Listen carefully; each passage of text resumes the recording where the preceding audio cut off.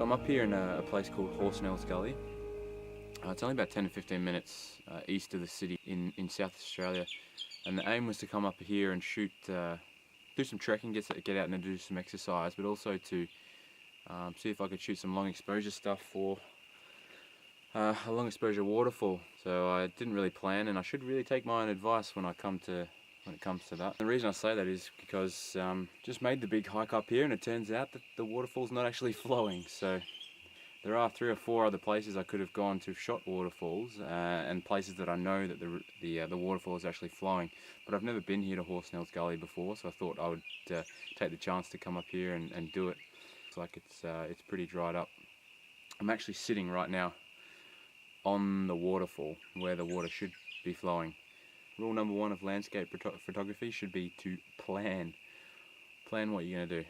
Don't get me wrong, I really enjoyed the hike, but I wanted to use my filters, my long exposure filters for the first time. So what I might do is might turn this little expedition around. We'll head down the gully and see if we can't get to the beach or something like that before the sun goes down and we lose a lot of the light. It's pretty cloudy today, so I don't think it's going to be a spectacular shot, but I just really wanted to get out and see if I could try and use my the new filters that I got from the UK to get a long exposure shot. So we'll see how it goes, see if the sunset turns anything on today.